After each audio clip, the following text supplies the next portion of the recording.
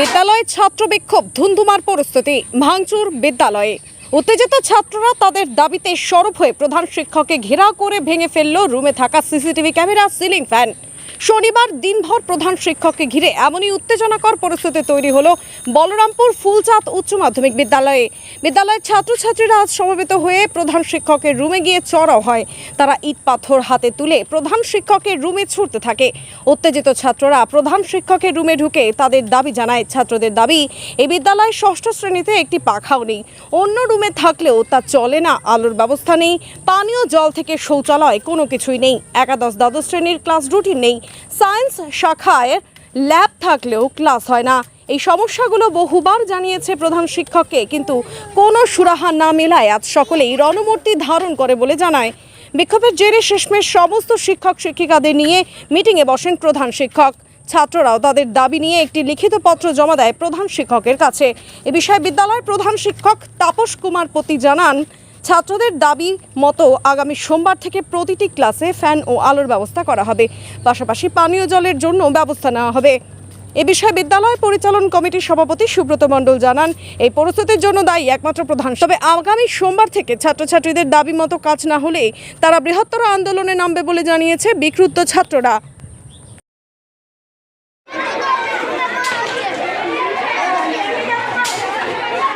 আজ দেখা গেল যে ফুলচাঁদ স্কুলে অনেক ছেলে বিক্ষোভ করলো এবং এটা ছুড়লো, কি বলবেন সেই বিষয় নিয়ে প্রধান শিক্ষককে? খুবই দুর্ভাগ্যজনক ঘটনা। আজকে একটা শিক্ষা প্রতিষ্ঠান ফুলচাঁদ স্কুলের মতো একটা নামকরা নামী শিক্ষা প্রতিষ্ঠান, এইখানে এইরকম অনভিপ্রেত ঘটনা খুবই দুঃখজনক। কিন্তু এই সমস্ত ব্যাপারটাই হয়েছে প্রধান শিক্ষকের গাফিলতি।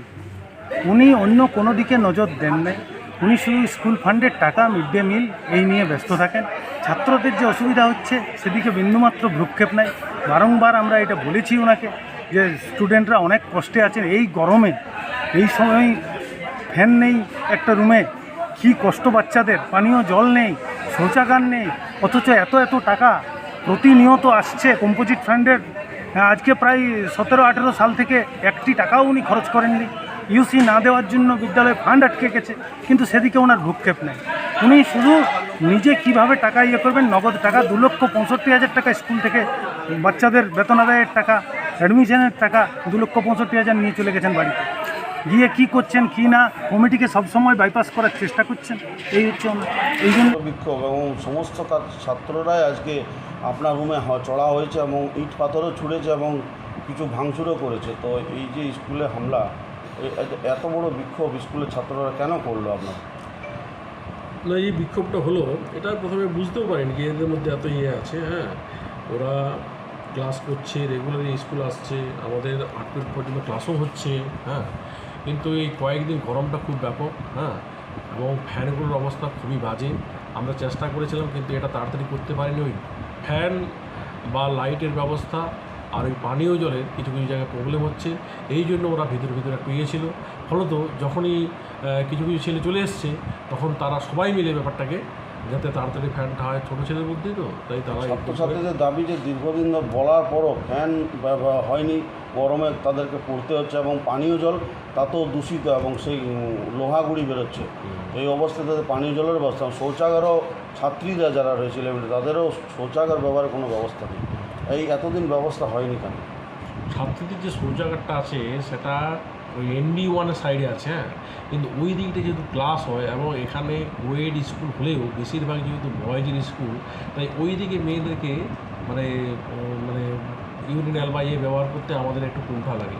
তার জন্য যেহেতু আমাদের এখানে লেডি টিচার খুব কম আছে, তাই ওই রুমটায় আরেকটা এই যে সামনে চালের গুদাম আছে, ওখানেও একটা টয়লেট আছে। হ্যাঁ, এই দুটো টয়লেটকে ব্যবহার করার অনুমতি দেওয়া হয়েছে।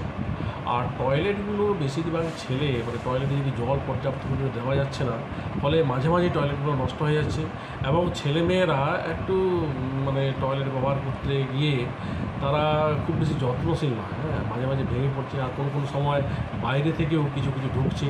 আমরা স্কুল বন্ধ করার পরেও দেখি কিছু ছেলে হয়তো ক্রিকেট খেলছে বা এরকম করার কাজে ভিতরে ঢুকে যাচ্ছে। হ্যাঁ, আমাদের যে মিড ডে মিল সেই জায়গাটাও তো আমরা দেখছি যে বিভিন্ন সময়ে গাড়িগুলো ঢুকে যাচ্ছে।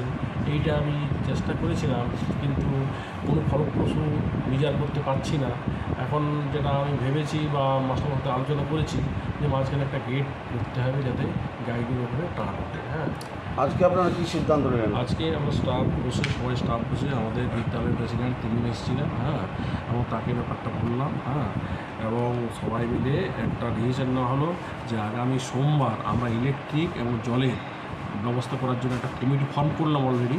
কমিটিতে 6 জনের নাম আছে, হ্যাঁ, অজয় দাস, দিবাকর ভট্টাচার্য, গৌতম মণ্ডল, ধনঞ্জয় দত্ত, মানিক সিং এবং জলধর কর্মকার। আর আমরা তো এই যে প্রেসিডেন্ট থাকছি, আমরা আগামী সোমবার 2-3টা যারা কাজটা করতে পারবে 2-3 জনকে আমাদের প্রেসিডেন্ট মশাই বললেন যে আমি 2-3 জনকে খবর দিয়ে দেবো, তারা ফার্স্ট আওয়ারে এসে কে কত কম রেটে কাজটা করতে পারবে সেইভাবে কাজটা খুব দ্রুত করার চেষ্টা করবে।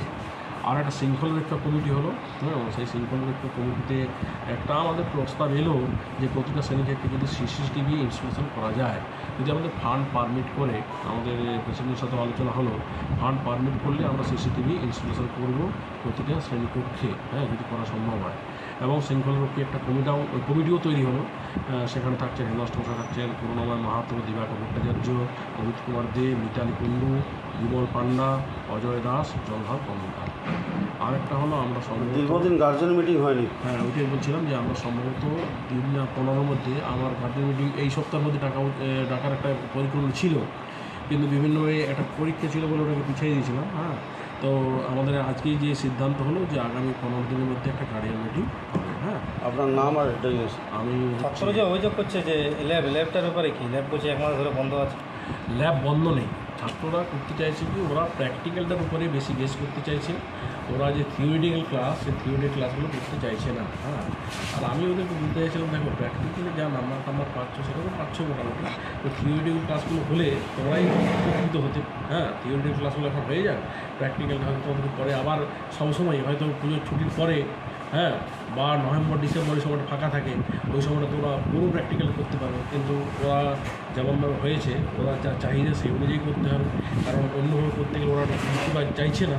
হ্যাঁ, তাই প্র্যাকটিক্যালের ক্ষেত্রে যাতে ওরা যেমনভাবে বলবে, যাতে ওদের মন সন্তুষ্টি থাকে সেইভাবে, হ্যাঁ, ব্যাচটা কমিয়ে দেবো এবং প্র্যাকটিক্যালটাই বেশি করে করাতে হবে। কারণ আগে ছাত্ররা যদি না চায় তাহলে ভালো করা যাবে না। ছাত্রদের যে মন বা মেজাজ সেটা অনুধাবন করে আমাদের কাজটা। জি জি, আপনার নাম আর আমার নাম তাপস কুমার পতি, হেডমাস্টার বঙ্গবন্ধু পঞ্চায়েত স্কুল। নাম স্যার আর তাপস কুমার পতি, হেডমাস্টার বঙ্গবন্ধু পঞ্চায়েত।